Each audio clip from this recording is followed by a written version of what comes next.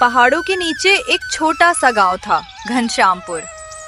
वहाँ एक टूटी झोपड़ी में 3 अनाथ भाई रहते थे, मोहन, सोहन और छोटा रमेश। माँ बाप के गुजर जाने के बाद वे गांव-गांव भटककर काम की तलाश करते ताकि पेट का गुजारा चल सके।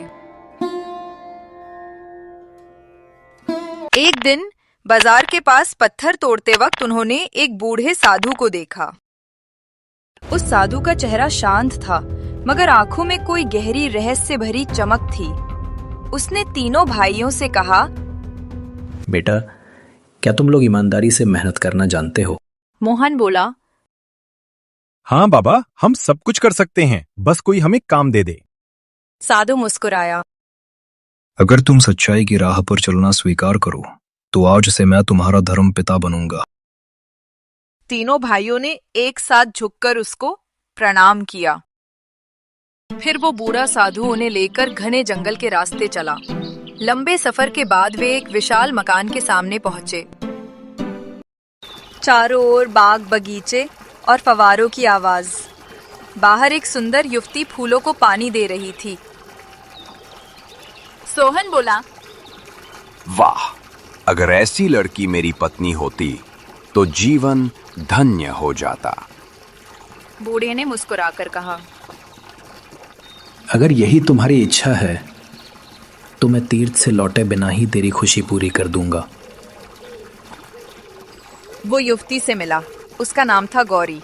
साधु ने बड़ी विनम्रता से कहा, बेटी, मेरा शिष्य तुझसे विवाह करना चाहता है, क्या तू तैयार है? गौरी ने नजर झुकाई और कहा, अगर आप जैसे साधु के मुख से निकला प्रस्ताव है तो मैं राजी हूँ।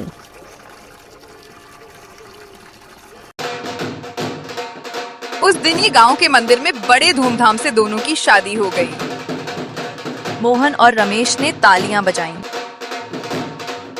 और फिर साधु ने कहा, चलो बेटा, अब हमारे सफर का अगला चरण बाकी है। रात ढलते वे अगले गांव पहुंचे। भूख और थकान ने सबको कमजोर कर दिया था। एक ऊंचे घर के सामने दीपक जल रहे थे। वहां एक युवती ने दरवाजा खोला। उसका नाम था कुसुम।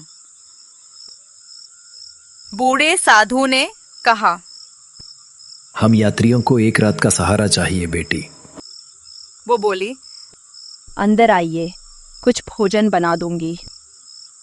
जब वे खाना खा रहे थे, मोहन ने धीरे से पितामह से पूछा, बाबा, क्या मैं इस लड़की से शादी कर सकता हूँ? साधु ने कहा, अगर उसके मन में भी वही भावना हो तो क्यों नहीं। कुसुम ने अपने माता पिता के ना होने की बात बताई और कहा, मैं तैयार हूँ। अगले ही दिन उनका विवाह हुआ।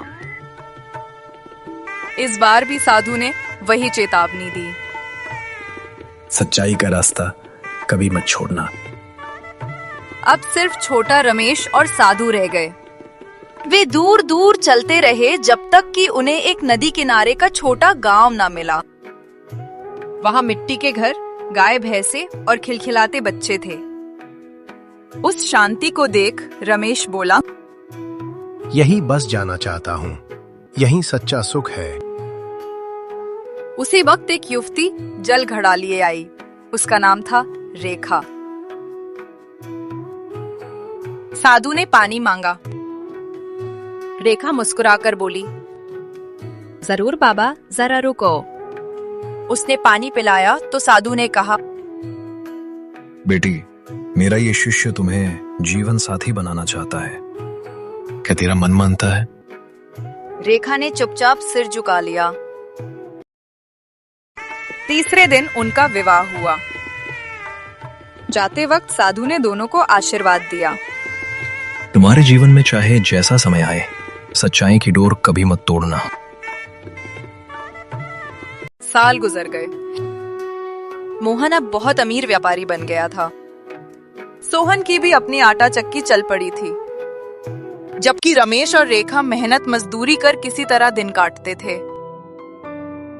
फिर भी दोनों के चेहरे पर हमेशा मुस्कान रहती। एक दिन बूढ़ा साधु तीर्थ से लौट रहा था।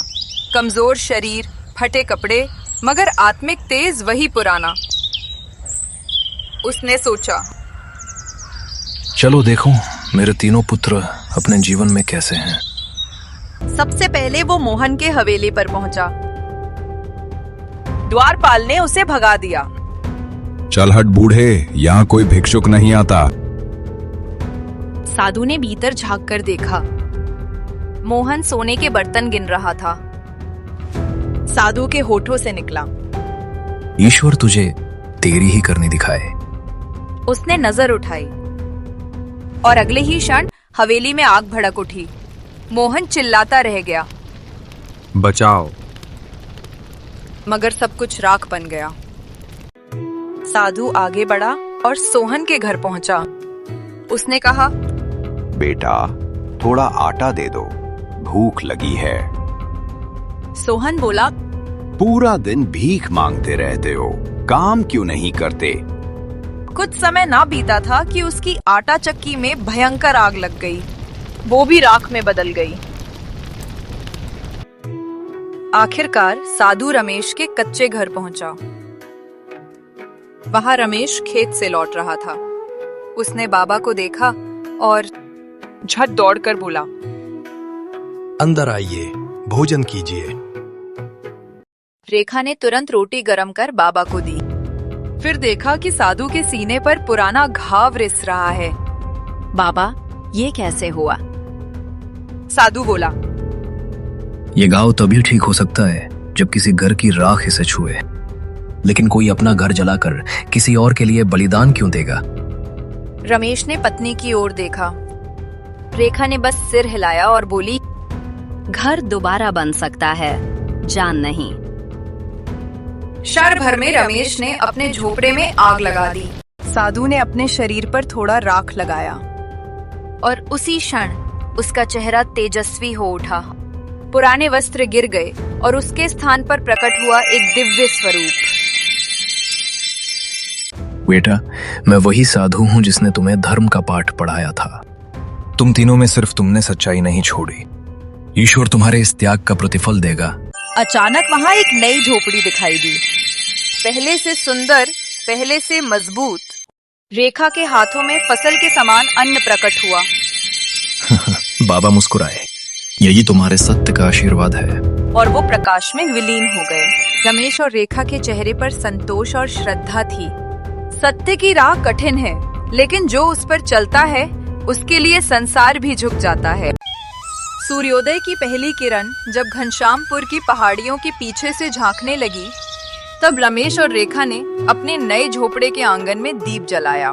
साधु के जाने के बाद भी उनका दिल किसी अदृश्य प्रकाश से भरा था। रेखा बोली, राम जी, अब ये झोपड़ी तो मिल गई, पर सोचो इस चमत्कार का असली मकसद क्या था?